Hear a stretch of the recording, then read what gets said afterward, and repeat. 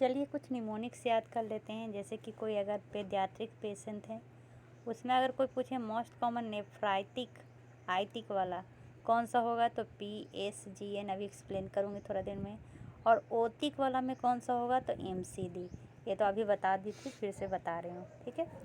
अगर कभी कोई क्वेश्चन में आया कि फाइब्रिन डिपोजिशन हो रहा है, फाइब्रिन डिपोजिशन हो रहा है, तो ये मेनली किस डिजीज में देखा जाता है, तो ये क्रीसेंट्रिक डिजीज में देखा जाता है। किस में, तो क्रीसेंट्रिक। ये इसका एक स्पेसिफिक कैरेक्टरिस्टिक है।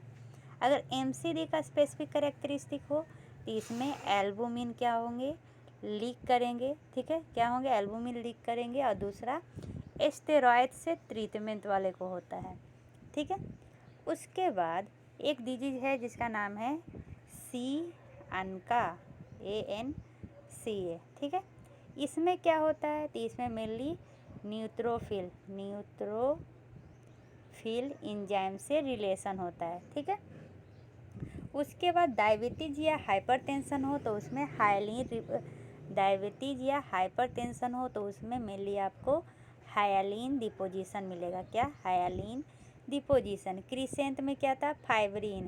तो ऐसे याद कर सकते हैं कि क्या है, HD में हम मूवी देखते हैं ना, तो H से हो जाएगा क्या, ये तो हायालिन, आदि से डायबिटीज या हाइपरटेंशन, ठीक है।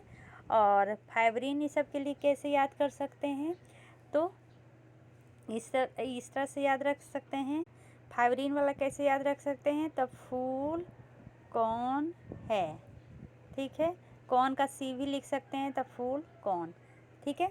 यहाँ तक समझने में कोई प्रॉब्लम नहीं है। अगर कहीं पर भी आ जाएगा C1Q से रिलेशन, तो वो हो जाएगा सिस्टमेटिक लूपुस इराइथेमस। IgE से होगा तो kidney disease with multiple myeloma, ठीक है। ये शॉर्ट फॉर्म हो गया। अब चलिए डिस्कशन करते हैं PSGN के बारे में। क्या, PSGN के बारे में। अब एक केस है, पहले इसके बारे में देखिए। एक केस है जिसमें 18 साल की फीमेल है। अब ये 18 साल की फीमेल है, इसको क्या है, कोई भी नॉन कॉर्मोडेटिज नहीं है। इसमें टॉन्सिलाइटिस हुआ है, टॉन्सिलाइटिस मतलब टॉन्सिल से रिलेटेड प्रॉब्लम हुआ है। एंटीबायोटिक से ट्रीटमेंट हुआ। जब एंटीबायोटिक से ट्रीटमेंट हुआ तो बाद में पता चला इसको ग्रॉस हेमेटूरिया है और ओलिगोयूरिया है, ठीक है। इनमें बाइपेडल इडिमा भी देखने को मिला। यहाँ पर क्या है, हमारा ब्लड प्रेशर भी देखने को मिला। उसके बाद इसमें वेसिकुलर ब्रेथ साउंड है। तो ये कौन सा डिजीज होगा, सबसे पहले इसमें देखिए क्या ट्रायड में क्या है, हेमेटूरिया है, ओलिगोयूरिया है, ठीक है। तो हेमेटूरिया किस में मेनली देखने को मिलता है, इन्फ्लामेशन में। इन्फ्लामेशन में कौन सा आता है, नेफ्राइटिक डिजीज। तो ये आ जाएगा केस जो है वो नेफ्राइटिक किडनी डिजीज का है, ठीक है। तो देखिए केस में क्या क्या है, तो ब्लड है, प्रोटीन है, RBC कास्ट है और डिस्मॉर्फिक सेल है। तो अगर डिक्रीज हो जाएगा GFR, जिसके कारण हाइपरटेंशन हो जाता है, रास के एक्टिवेट हो जाने के कारण इडीमा है, ओलिगोयूरिया है, non nephrotic range of proteinuria है। तो ये कौन सा सिंड्रोम होगा, ये होगा नेफ्राइटिक सिंड्रोम, ठीक है। अब नेफ्राइटिक सिंड्रोम में मिली आपको इस तरह से डिस्मॉर्फिक,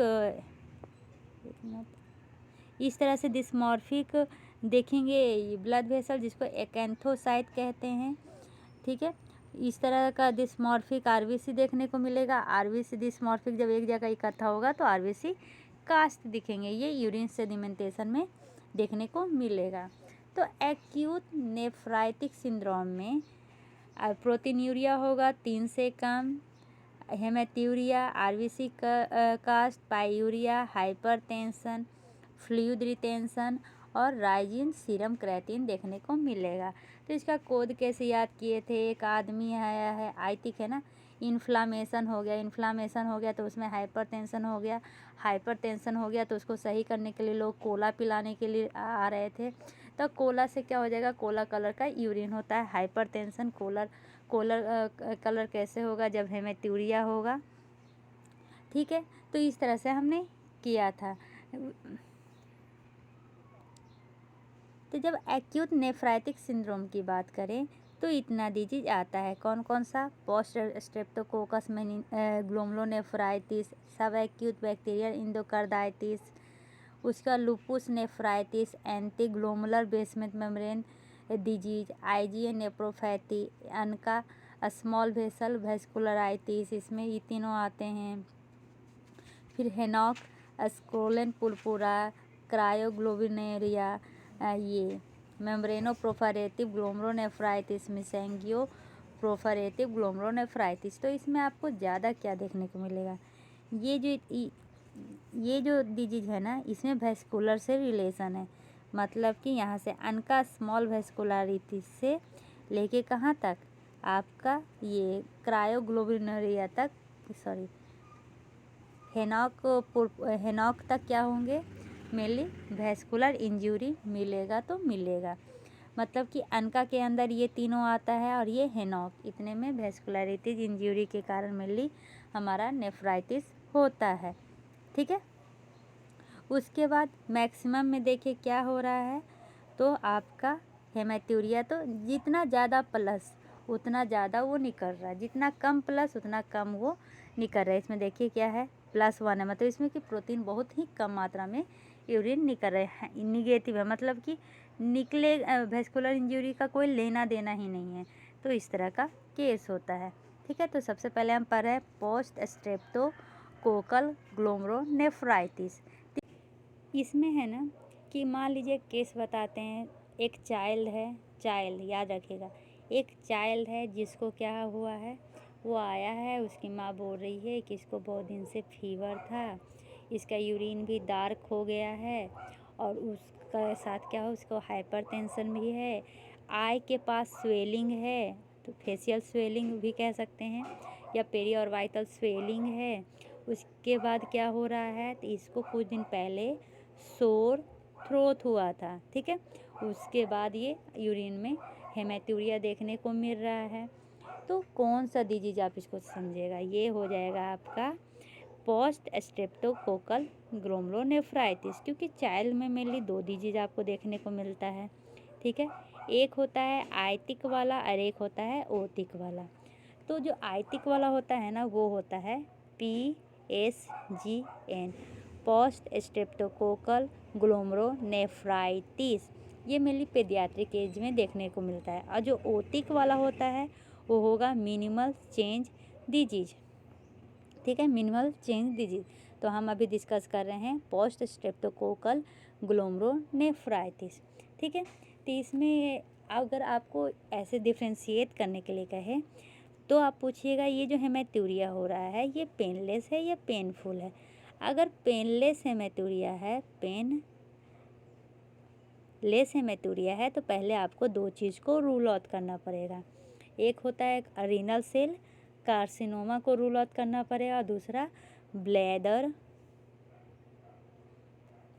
कार्सिनोमा को रूल आउट करना पड़ेगा। तो रूल आउट कैसे कर सकते हैं, तो अभी इसको सोर थ्रोट हुआ था, उसके बाद कुछ दिन के बाद ये ब्लीडिंग आ रहा है, तो इस तरह से कर सकते हैं। क्योंकि ये जो ब्लैडर कार्सिनोमा है और ये रीनल सेल कार्सिनोमा है, ये तो मेनली एक तो एडल्ट में देखा जाता है, ऊपर से इसको आने में टाइम लगता है। ठीक है, PSGN ये क्या है, एक ऑटो इम्यून डिसऑर्डर है जो पेडियाट्रिक्स एज में देखा जाता है। ठीक है, इसमें क्या होगा, तो इसमें जो पेशेंट आएंगे उनको फीवर होगा, ये मलेरिया होगा, डार्क यूरिन, डार्क या रस्टी कलर्ड यूरिन हो गए, एज क्या होंगे, तो बच्चा होगा, 95% ये चाइल्ड में होता है, हाइपरटेंशन होंगे, फेशियल स्वेलिंग, पफ ऐसा लगेगा कुछ भरा हुआ है फेस में, पेरिऑर्बिटल इदीमा देखने को मिलेगा। उसके बाद बन बढ़ा हुआ रहेगा, मतलब कि ब्लड में यूरिन बढ़े रहेंगे, क्रिएटिन बढ़ा रहेगा। ठीक है, RBC कास्ट देखेंगे, प्रोटीन लॉस होगा लेकिन कम होगा। ठीक है, यहाँ तक समझने में कोई प्रॉब्लम नहीं। और सोर थ्रोट होंगे, मेल सोर थ्रोट से ही तो नाम आया है स्ट्रेप्टोकोकल। ठीक है, यहाँ तक समझने में कोई प्रॉब्लम नहीं है। अगर कोई इसका मीडियन एज पूछे कितना में होता है, तो ये मेनली 2 से 14 साल के बीच में होता है। ये सेकेंडरी होता है बीटा हेमोलाइटिक स्ट्रेप्टोकोकल इन्फेक्शन जो स्किन में भी होता है और ये थ्रोट में भी होता है, तो इसका ये सेकेंडरी होगा। ठीक है, इसमें mainly anti DNA beta Teeter elevated होंगे। कौन सा? तो एंटी डीएनएज बी टाइटर क्या होंगे? एलिवेटेड होंगे। सीरम C3 लेवल मेनली लो होगा और ये नॉर्मल हो जाएंगे 6 से 8 वीक में। अगर हेमेटूरिया चाइल्ड में दिखे और उसको अपर रेस्पिरेटरी ट्रैक इन्फेक्शन है तो इस तरह से डिवाइड किया जाता है। अपर रेस्पिरेटरी इन्फेक्शन के 1 से 2 दिन के बाद आ जाए तो इसको IgA नेफ्रोपैथी या बर्गर डिजीज होंगे, और अगर 1 से 2 वीक के बाद आएगा तो PSGN डिजीज होता है। ठीक है, तो IgA नेफ्रोपैथी के बारे में थोड़ा सा डिस्कस कर लेते हैं। ये मोस्ट कॉमन ग्लोमेरुलोनेफ्राइटिस है। ये मेनली होता क्यों है?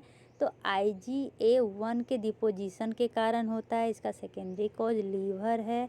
उसके बाद जब IF करेंगे तो उसमें IgA का डिपोजिशन दिखेगा। ये नेफ्राइटिक और नेफ्रोटिक दोनों होता है। ज़्यादा ये RPGN में देखा जाता है। इसका मैनेजमेंट हम कैसे करेंगे? तो कंजर्वेटिव मैनेजमेंट करेंगे। ठीक है, यहाँ तक समझने में कोई भी प्रॉब्लम नहीं है।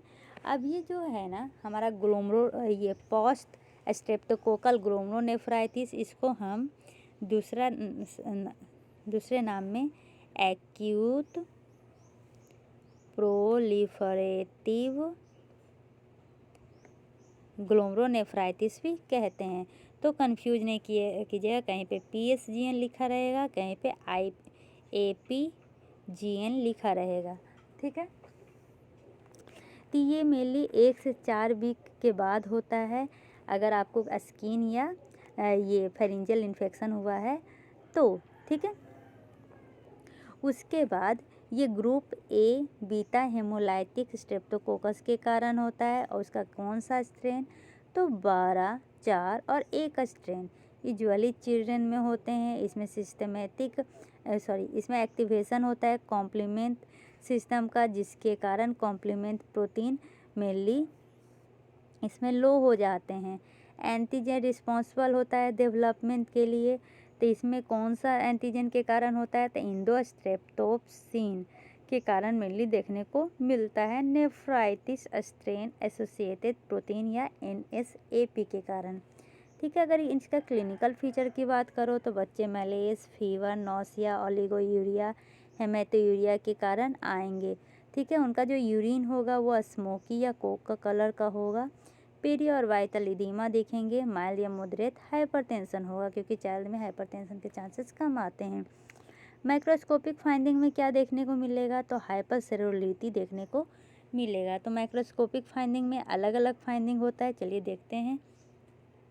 मेनली 3 तरह का फाइंडिंग हम करते हैं। एक तो इलेक्ट्रॉन माइक्रोस्कोप के द्वारा, एक करते हैं इलेक्ट्रॉन माइक्रोस्कोप, एक करते हैं IF इम्यूनोफ्लोरोसेंस के द्वारा, और एक LM के द्वारा। ठीक है, तो जो LM में दिखता है उसमें सबसे पहले क्या दिखेगा? लाइट माइक्रोस्कोप हाइपर सेलुलरिटी दिखेगा। क्या? हाइपर सेलुलरिटी दिखेंगे। ठीक है, जिसके कारण क्या होता है? सब इंडोथेलियल में इम्यून कॉम्प्लेक्स सिस्टम का डिपोजिशन होता है।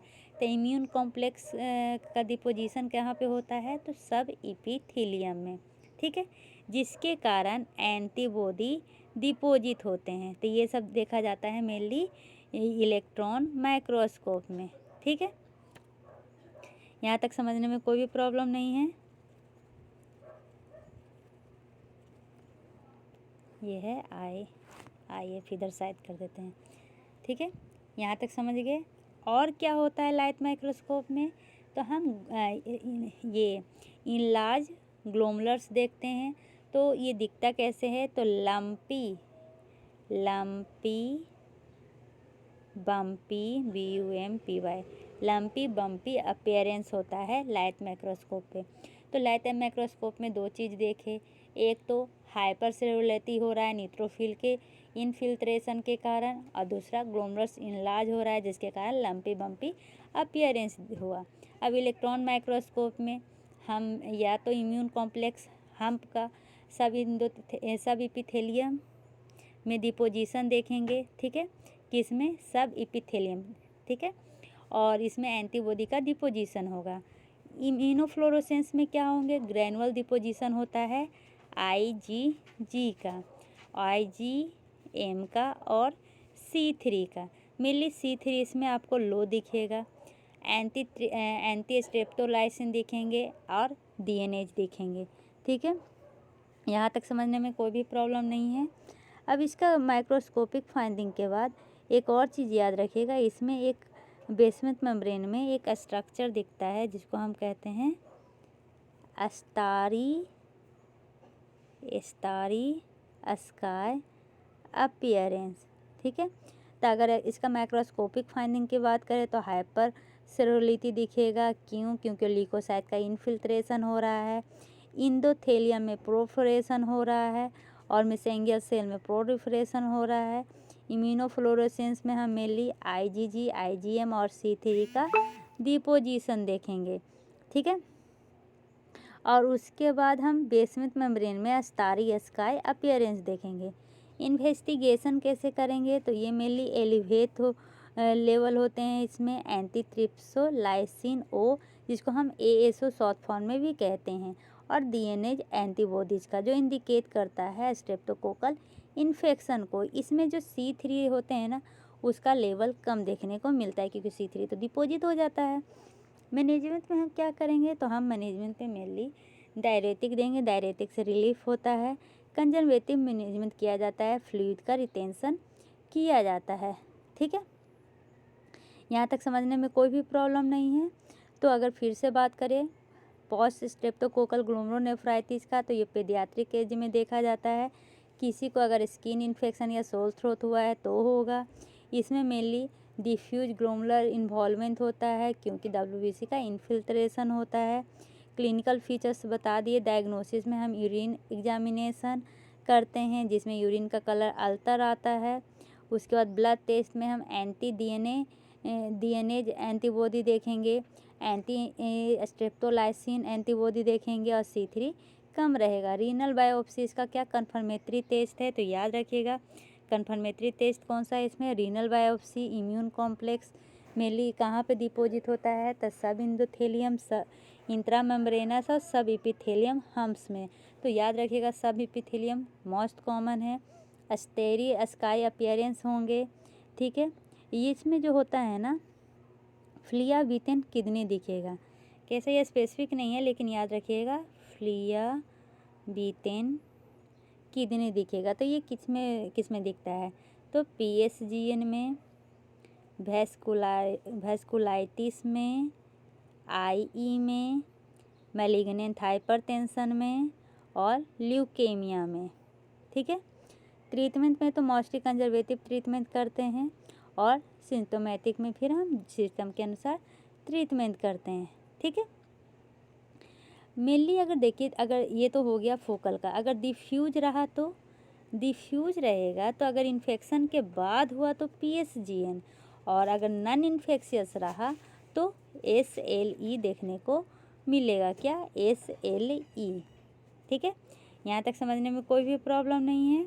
तो हमने क्या क्या पढ़ा, हमने पढ़ लिया कि इसमें क्या होता है, इसका दूसरा नाम एक्यूट इंडोकैपिलरी प्रोफरेटिव ग्लोमेरुलोनेफ्राइटिस भी है। ये मेनली अंडर डेवलप्ड कंट्री में 2 से 14 साल के एज के बच्चों में देखा जाता है। डेवलप्ड कंट्री में मेनली एल्डर में देखा जाता है, मेल में ज़्यादा कॉमन है। इसमें फेमिलियर और कोहेरेंट भी इंसिडेंट हो सकता है। क्लासिकल प्रेजेंटेशन में एक्यूट नेफ्राइटिक पिक्चर है, ठीक है। इसमें सिस्टमेटिक सिम्टम में हेडेक, मलेस, मेनोरेक्सिया, फ्लैंक पेन देखने को मिलेगा, ठीक है। उसके बाद ये एल्डर पीपल में लेस चांसेस होते हैं। रीनल बायोप्सी में हाइपरसेलुलरिटी दिखता है, ठीक है। उसके बाद ये सब इंडोथेलियल इम्यून डिपोजिशन दिखेगा, IgG, IgM, C3, C4, C5 से 9 तक। सब इपिथेलियम डिपोजिट कैसा होता है, तो हम्प्स की तरह डिपोजिट होता है, ठीक है। देखिए यहाँ पे पिक्चर के बारे में डील करते हैं। तो यही दिख रहा है हाइपरसेलुलरिटी नैरो कैपिलरी ल्यूमेन दिख रहा है। ये जो इपिथेलियल सेल डिपॉजिट हो रहे हैं IgG और C3 का, तो इस तरह का पिक्चर इसमें दिखता है। स्किन और थ्रोट इन्फेक्शन के बाद मेनली देखने को मिलता है। ये एम टाइप 47, 49, 55, 2, 60, 57 के कारण अगर होगा तो उसमें इम्पिटिगो देखने को मिलेगा, और ये मेनली स्किन इन्फेक्शन के 2 से 6 वीक के बाद होता है। ठीक है, तो याद रखिएगा, अगर इम्पिटिगो है तो कौन सा एम टाइप चाहिए, 47, 49, 55, 2, 60 और 57। अगर किसी को फेरिंजाइटिस होया हुआ है, मतलब कि ये किसके लिए, स्किन इन्फेक्शन के लिए इतने सारे टाइप हैं, और किसी को अगर फेरिंजाइटिस होया हुआ है तो उसमें एम टाइप 1, 2, 4, 3, 25, 49 और 12 लगते हैं सेरोटाइप, और वो मेनली स्ट्रेप्टोफेरिंजाइटिस के 1 से 3 वीक के बाद देखने को मिलता है। ठीक है, इसमें एएस और तीतर बढ़े हुए रहते हैं। सपोर्टिव ट्रीटमेंट करते हैं। सपोर्टिव ट्रीटमेंट में कहने का क्या मतलब है, हाइपरटेंशन सही करते हैं, एडिमा करवाते हैं, डायलिसिस करवाते हैं, एंटीबायोटिक देते हैं स्ट्रेप्टोकोकल इन्फेक्शन के लिए। इसमें इम्यूनोसप्रेसिव थेरेपी का कोई भी योगदान नहीं है। ठीक है, परमानेंट रीनल फेलियर अनकॉमन भी होता है। टिल्डन में इसका प्रोग्नोसिस क्या है, वर्स है। मेनली 60% एजोथेमिया के साथ देखने को मिलता है। ये सर्दी और नेफ्रोटिक रेंज ये प्रोटीनुरिया के साथ देखा जाता है।